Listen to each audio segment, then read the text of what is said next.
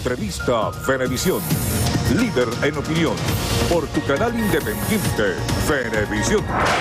Muchísimas gracias por acompañarnos en Entrevista Venevisión. Ya estamos listos para iniciar nuestra conversación con el invitado de hoy. Él es el diputado ante la Asamblea Nacional, Julio Borges, jefe de la fracción parlamentaria de la MUT, coordinador nacional de Primero Justicia. Muchísimas gracias por estar con nosotros. Gracias, Andina, por la invitación. Muchas Interesantes temas en agenda. El día de hoy se levanta el plan de racionamiento o el plan de cargas eléctricas en todo el país, lo que es una señal de que debería reactivarse el aparato productivo. ¿Cómo ve usted este anuncio?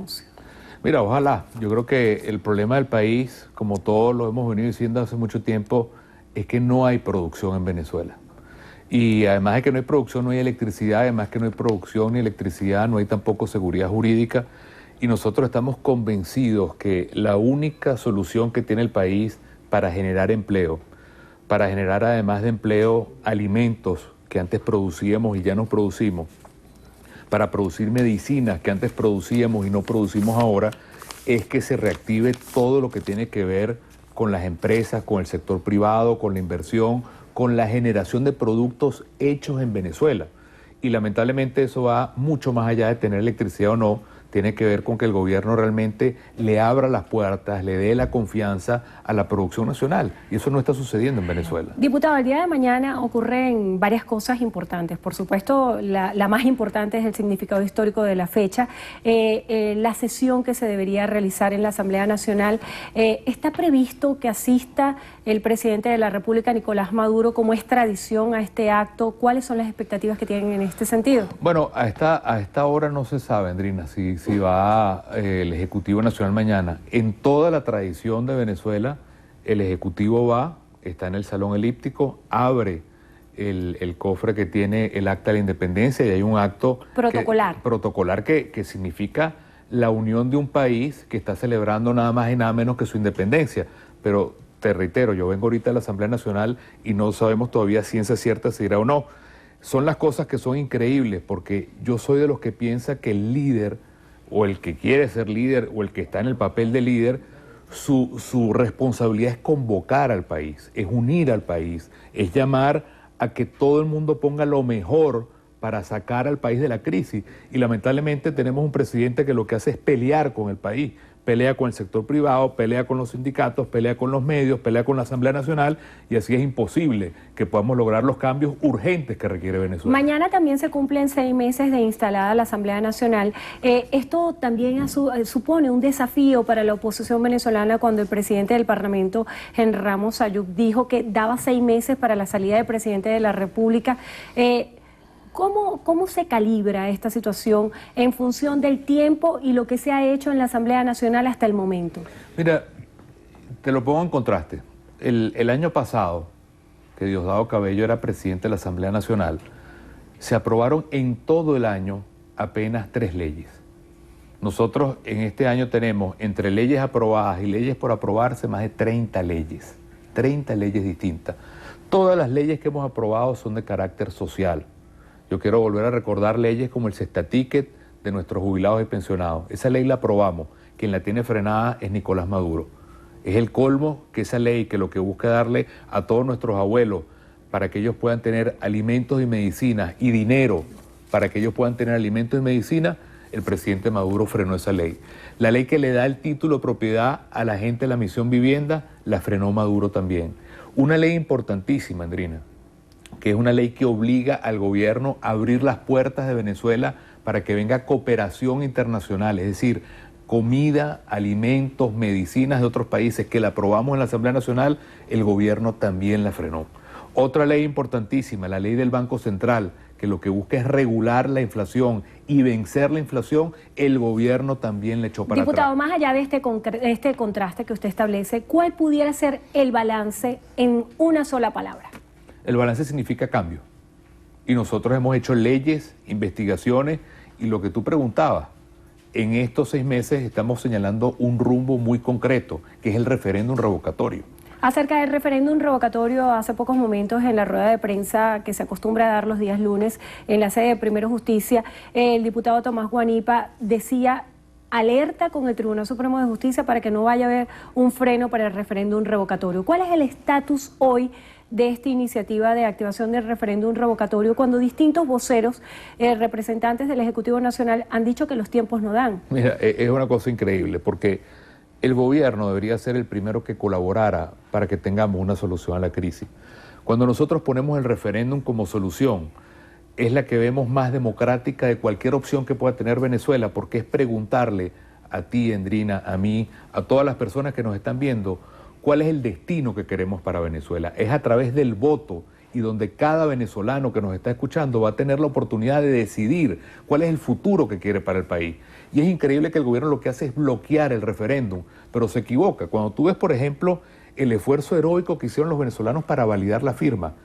En el estado de Aragua, el gobernador boicoteó por todos lados la validación de la firma, hasta tumbaron árboles, trancaron las calles y la gente incluso recorrió las calles a pie, cruzaron ríos y la gente fue en todas partes. Yo estuve en Nueva Esparta, bloquearon todo el proceso, la fuerza de la gente logró derribar esos obstáculos y así en toda Venezuela. Entonces, lo que el gobierno tiene que ver es que el pueblo tomó una determinación que no tiene vuelta atrás, que la gente quiere un cambio y que ese cambio tiene que ser democrático y que ese cambio tiene que ir a un nuevo gobierno de unidad nacional, un gobierno de salvación nacional, que reforme la economía, que le dé confianza al sector productivo, que haga que este país se encuentre en lo que lo une y no que siga separado por las peleas que tiene ahora. Esa es la gran oportunidad del referéndum y lo más importante, Endrina, lo vamos a lograr. No hay fuerza que pueda detener la decisión del pueblo venezolano a cambiar y saltar hacia el futuro. Diputado, desde el punto de vista de estrategia política, ¿qué representa que el referéndum revocatorio no se realice este año, sino el año que viene? Mira, es que no hay ninguna razón para que no sea este año. El referéndum se solicitó el 9 de marzo. Cuando el referéndum se hizo con el presidente Chávez, y cabe destacar que el presidente Chávez se sometió al referéndum, en ese momento se hizo en 4 meses. Cuando el presidente Chávez pidió el referéndum para la reelección indefinida, se hizo en 2 meses ese referéndum. Cuando el presidente Chávez murió y se hicieron las elecciones presidenciales, se prepararon en apenas 30 días. De manera que, ¿por qué el CNE va a poner excusa tras excusa tras excusa? Y todos esos obstáculos los hemos ido saltando y hemos ido venciendo todos esos obstáculos. Y te digo algo, Endrina, para que la gente lo tenga clara, lo que queda es un solo paso nada más para el referéndum. El paso de que la gente vaya a poner su huella y el 20% del registro electoral, poniendo su huella, activa ya de una vez por todas la fecha del referéndum. Estamos a mitad de año. El referéndum ha podido haber sido ya si el CNE le hubiera dado la gana. Por eso yo quiero ser muy claro. Si el gobierno quiere la paz como la queremos nosotros, si el gobierno quiere la Constitución como la queremos nosotros, si el gobierno cree en el pueblo como creemos nosotros, si el gobierno quiere solucionar la crisis como queremos nosotros, entonces vayamos a la gente, preguntemos a la gente, apelemos a la gente, que sea el pueblo, que es el dueño del país, el que tenga la palabra final. Esto no se trata de otra cosa, sino que los venezolanos, que son los dueños de Venezuela, tengan la capacidad de votar y de construir un nuevo gobierno que no es de la oposición, tiene que ser un gobierno de unidad nacional con un programa concreto de rescatar la economía, de rescatar la parte social. Hay problemas que hemos visto hoy en las noticias, Endrina, que nos tienen que llamar a todos los que somos padres como tú y como yo, el hecho de los niños desnutridos en los hospitales, el hecho de que la Fundación Bengoa dice que 1 de cada 4 niños está desnutrido. ¿Cuál es la Venezuela que estamos sembrando cuando el gobierno no le duele eso, cuando no permite que vengan ni siquiera los alimentos que otros países ofrecen? Acerca de las respuestas que ha planteado el Ejecutivo Nacional, como lo son los CLAP, ¿cuál es la valoración que usted hace acerca de estas iniciativas? Mira, que los CLAP es algo que merece la pena ser analizado. Es una bolsa que le dan a la gente, que la gente la compra, no es regalada, que adentro lo que tiene son puros productos privados, azúcar Montalbán, productos de Polar. Es decir, el gobierno que supuestamente tiene fábricas de alimentos, todos son productos de empresas privadas los que están allí. A la gente le dan una bolsa hoy, supuestamente el próximo mes se la dan y no se la dan porque la mayoría de las veces no repite. Ya se estaba chaqueando con los productos de los CLAP y al final significa partidizar la barriga, partidizar el estómago de los venezolanos. Es indigno que eso se tenga que llevar además a través del PSUV. Esa no es la Venezuela que quiere el gobierno, que no quiere el país. La Venezuela que tiene Maduro en su cabeza no es la Venezuela que queremos los venezolanos. Yo creo en una Venezuela donde nosotros podamos producir alimentos y donde tú como madre de familia, yo, cualquiera de nosotros, podamos ir al mercado sin colas y podamos ir, te va a parecer increíble esto, pero podamos ir a la hora que nos dé la gana, a comprar los productos que nos dé la gana, a comprar la cantidad de productos que querramos para nuestros hijos, sin tener que estar sometidos al tormento que significa pasar hambre. La gente está comiendo, como tú sabes, mal o no está comiendo. La mayoría de los venezolanos ya no comen 3 veces al día. La gente está, te pongo un ejemplo que vi el otro día en el Centro Cultural La Estancia, allí en Altamira, que es de PDVSA. La gente hace colas en la mañana para buscar los mangos que están en el jardín, porque no es exageración ni chiste. La gente está comiendo mango porque no hay más nada que comer. Y es increíble que al gobierno no le duela eso. Ante esa realidad que usted describe y ante la realidad que el gobierno también describe, hay como una necesidad de un punto de encuentro en la concreción de un diálogo. ¿Qué hace falta para que se lleve a cabo el diálogo como una fase de reactivar la situación del país? Mira, el problema es que el gobierno no tiene credibilidad. Es decir, no hay diálogo posible que le vaya a sumar a Maduro o al gobierno credibilidad, porque es un gobierno que ha tenido todo el poder y lo que ha hecho es arruinar a Venezuela. Se la han robado, la han arruinado y la han destruido. Para mí el diálogo más importante es con el pueblo, y el diálogo más importante en una democracia es el voto. Y si yo fuera Nicolás Maduro en este momento, yo más bien lo que quisiera es tener la grandeza de preguntarle al pueblo venezolano cómo lograr a través del voto una solución a la crisis.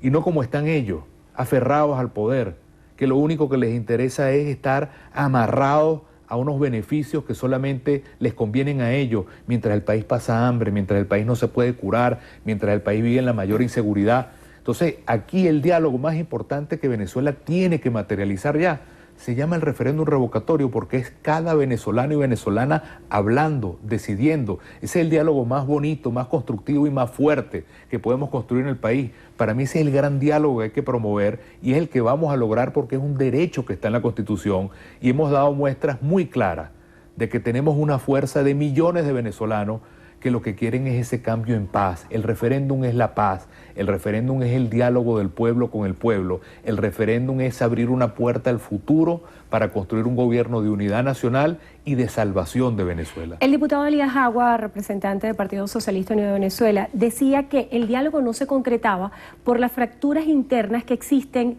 en el seno de la Mesa de la Unidad Democrática. ¿Usted considera que esto es cierto? No, para nada, para nada. Más bien lo que estamos es muy claro. En la unidad estamos muy claros que nosotros necesitamos materializar de una vez por todas el referéndum revocatorio.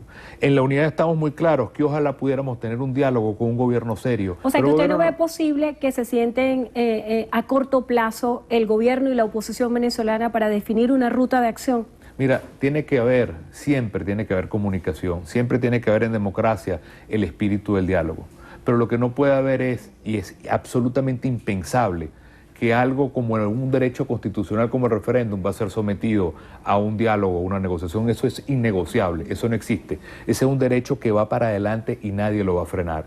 Si el gobierno quiere hablar sobre cómo reformar la economía, sobre cómo lograr que la asamblea sea respetada, sobre cómo lograr la libertad de los presos políticos, sobre cómo lograr reactivar el aparato productivo, bienvenido sea, porque son los problemas del país. Pero hay temas que no son sujetos a diálogo alguno. Y entre ellos, hoy, el referéndum revocatorio no va a ser nunca sometido a ningún diálogo ni a ninguna negociación. De manera que el gobierno lo que tiene que ver es cómo ellos convierten la oportunidad de un diálogo en más bien cómo resolver un país donde no haya cola, donde no haya inflación, donde haya verdaderamente la creación de producción nacional y donde haya verdaderamente respeto a las instituciones. Eso es lo más importante, pero tratar de dialogar para buscar que no haya referéndum, eso es impensable. Diputado, en las redes sociales se volvió tendencia un viaje que usted realizó recientemente fuera del país. ¿Cuál era el objetivo de ese viaje? Y desde el punto de vista político, ¿cuál es el impacto para Venezuela? Mire, yo lo que creo es que simplemente hay una preocupación en el mundo entero por lo que está sucediendo en el país, en todas partes. Venezuela, en cualquier parte del mundo, da dolor porque la gente lo que ve es el sufrimiento de nuestro pueblo. Quien pareciera no verlo es el propio gobierno. y en todas partes hay preocupación. Tú ves, la OEA se dedicó completa al tema de Venezuela, el Parlamento Europeo se dedica a Venezuela, en el caso de UNASUR el tema es Venezuela. ¿Cómo es posible que el mundo entero esté preocupado, angustiado por lo que pasa por el país y el gobierno pareciera que vive en otro planeta, como indiferente a los problemas reales que ellos pudieran solucionar simplemente abriendo la cooperación internacional, que nos traigan medicina a los países que quieren traer medicina, alimento a los países que nos quieren donar alimento, o la posibilidad de abrirse a que sea el pueblo venezolano quien a través de un diálogo sea el que construya ese gobierno de unidad nacional, porque aquí se trata de unir al país. Aquí nadie solo puede. Un gobierno de unidad nacional y de salvación nacional, Endrina. Esa es la única vía para que verdaderamente podamos superar la enorme crisis que tenemos. Bueno, le damos las gracias a Julio Borges, jefe de la fracción parlamentaria de la Mesa de la Unidad Democrática, diputado ante la Asamblea Nacional en representación de la Unidad y coordinador nacional de Primero Justicia. Gracias por estar con nosotros hoy en Entrevista a Venevisión. Muchas gracias. Y gracias a ustedes también por habernos acompañado. Vamos a hacer una breve pausa y continuamos con más información en Noticiero Venevisión.